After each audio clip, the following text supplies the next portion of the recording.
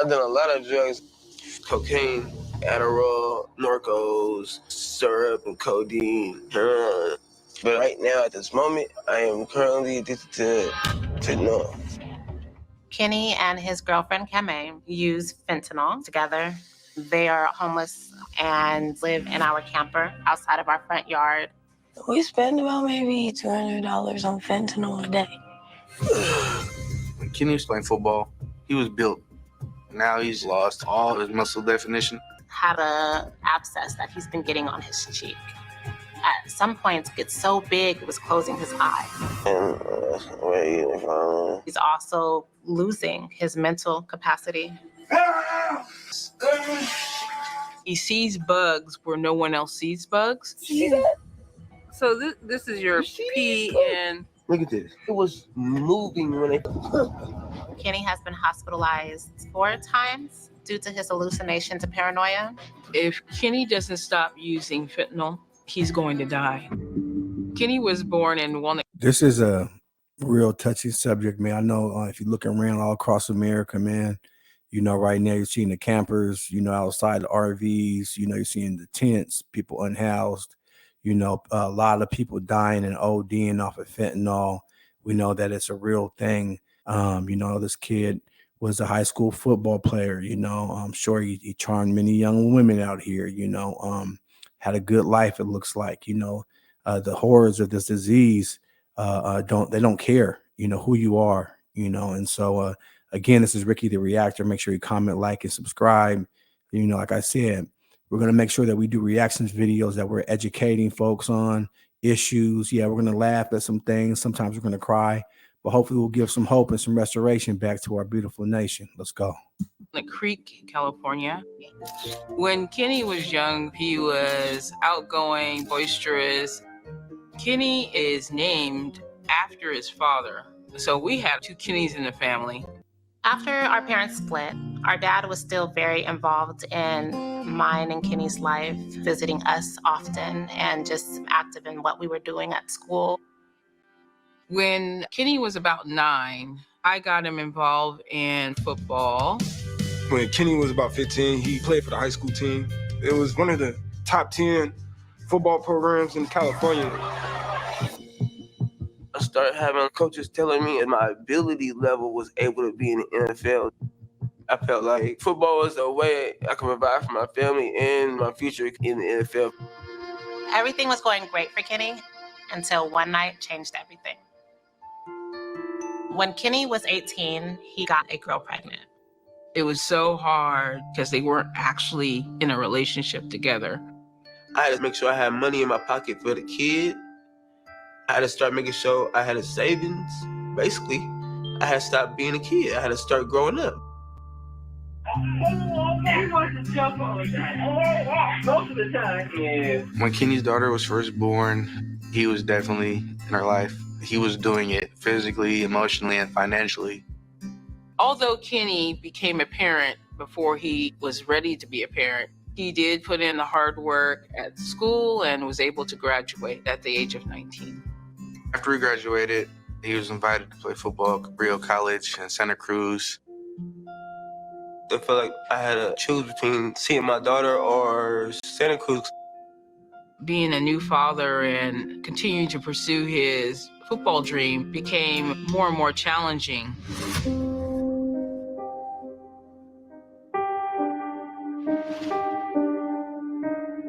I just didn't know how to juggle all of it.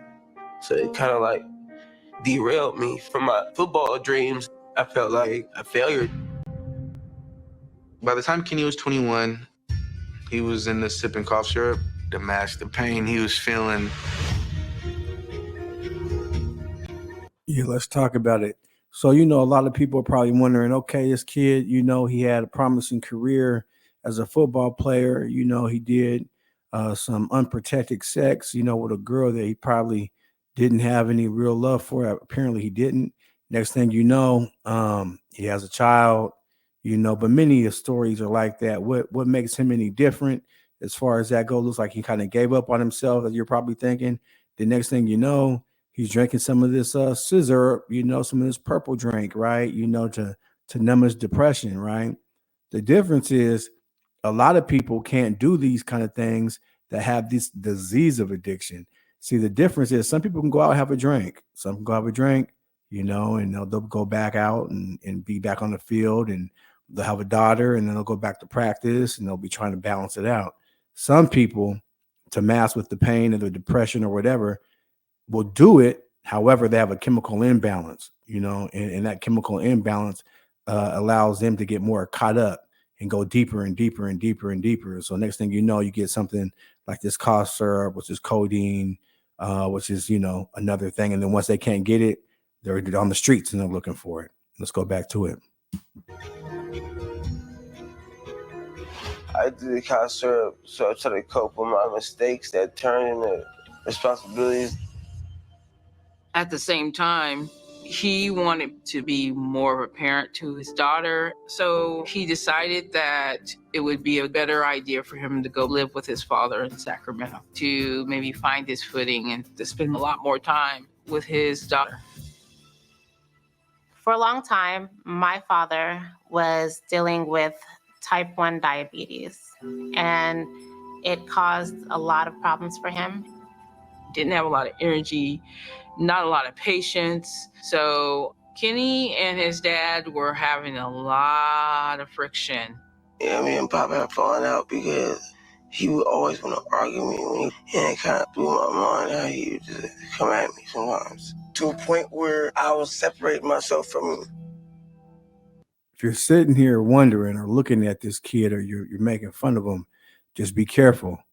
Just be careful, because at any given moment, this could be your child. This could be your loved one. You see the pictures, you see the babies, you see the mothers, this is our families, this is our communities. So let's try to be, let's try to have some empathy and understand what's going on. Let's try to look, let's try to not judge, you know what I mean? Let's try to take a deeper look. Yeah. So this is an epidemic. When Kenny was 23, he moved out of the house and ended up living out of his car for quite a while. And then when Kenny was 25, his father suddenly passed away. This diabetes ended up killing him. I was confused and I felt hella miserable. That's why I see my dad. We was mad at each other to a point where he didn't even want to call me his son anymore. After Kenny's dad passed away, Kenny kind of became the shadow of his former self. He did start going downhill.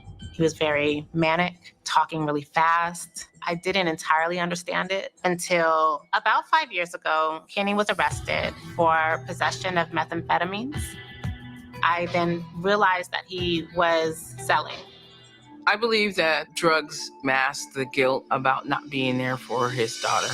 What's up with y'all? I want to socialize a little bit. You ain't got my knife, huh? Hell no. After that, I had a few business things, like to sell marijuana and make up $100 or something.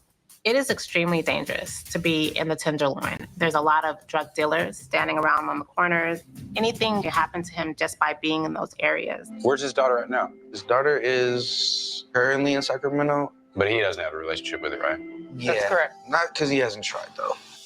The last time Kenny saw his daughter is about 6 years ago. If I could see my daughter, I would tell her that I love her the most in the world, hands down.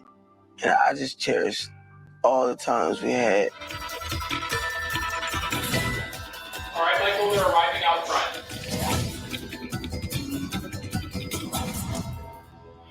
All right, here it comes, y'all. The moment we've been all waiting for, the intervention. You're looking at this guy, high school football player, somebody's high school crush and dream, falling on hard times, living in an RV in the Tenderloin in the Bay Area.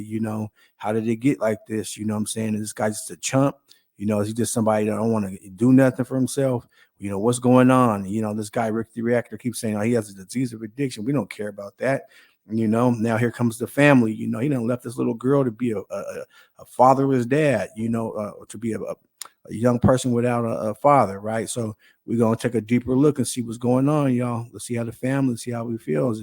What's up, man? Hi. Let's you come over here. What's up with it? What the heck? When did you get here? I came out the cut. Oh, everybody, mama? First, I want to tell you that I love you so much. I've missed so many moments with you because of drugs. You deserve all the good things this world has to offer. I don't want you to die. I am begging you to take this offer of help. You have nothing to lose, but everything to gain. Although I love you with all my heart, I will no longer stand by and allow you to slowly kill yourself.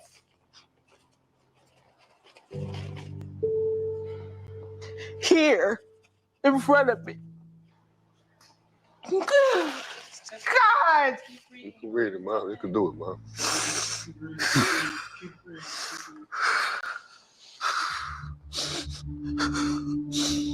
I have new boundaries.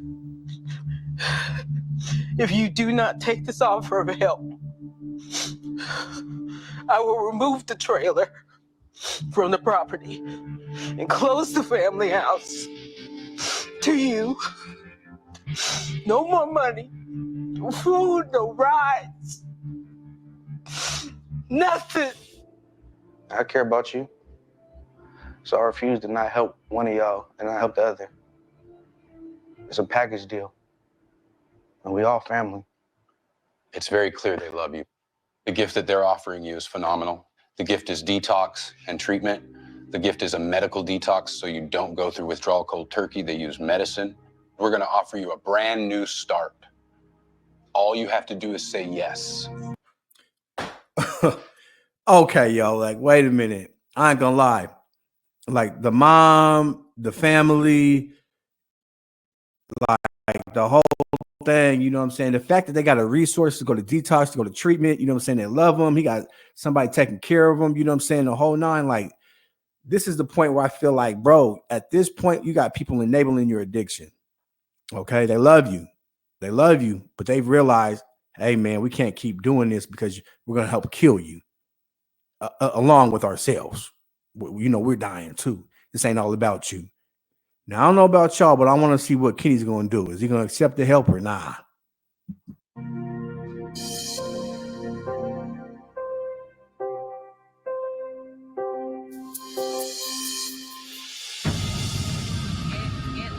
I'm going outside. Excuse me. Thank you. Kenny. Kenny. Kenny. The only way you're going to be able to get a better life is if you go and get sober. I get sober today, bro. I understand that. But no, you ain't gonna just bum rush me and think I'm just gonna up and change lanes because you want me to. Everybody's story different. Nobody live the same life. You can bounce back from your mistakes. For sure. I seen your daddy bounce back from mistakes. Everybody needs help at some point. Will you let the sister walk you to the car? And I'll be right behind you? Go ahead and go. I hope he took it, man. I hope he took it. Come on. You want to get in the van and get some help? You want to go with us?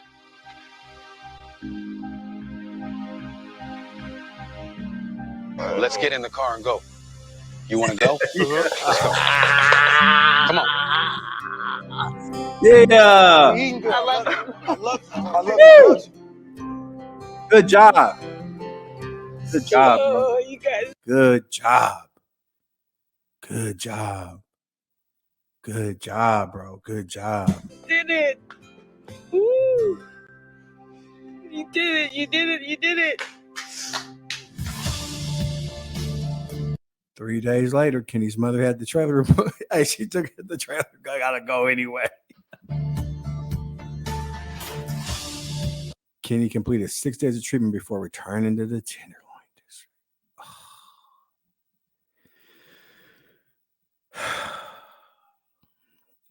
Y'all.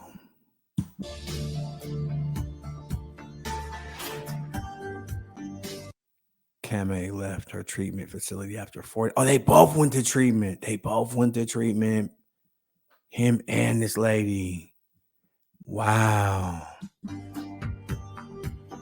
She is no longer involved with Kenny. Kenny is currently living at his mother's house while attending a local outpatient program. Okay.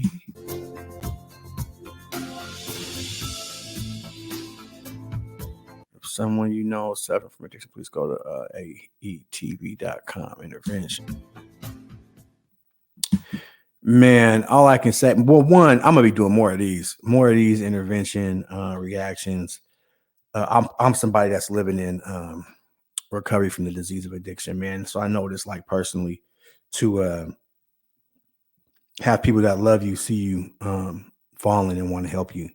And I just felt kind of called, man, to do a reaction video to this. And it's not all about having the best, reaction video. Oh, it's chopped up, it looks super dope. No, it's just, hopefully it resonates with somebody out there that might be actually going through active addiction, somebody who's looking for, hope, someone who's struggling, some parent, maybe some child, whatever. We're living in some interesting times right now, and all around the world, man, you can tell that people are suffering one way or another. And it's not just drugs, it's not just addiction, you know what I'm saying? But in particular, man, we just want to see, I know I want to see people get the help that they deserve, get back on their feet, and get some love back into their lives and stop creating harm to others and especially themselves. Hey, I'm Ricky the Reactor, and I'm out.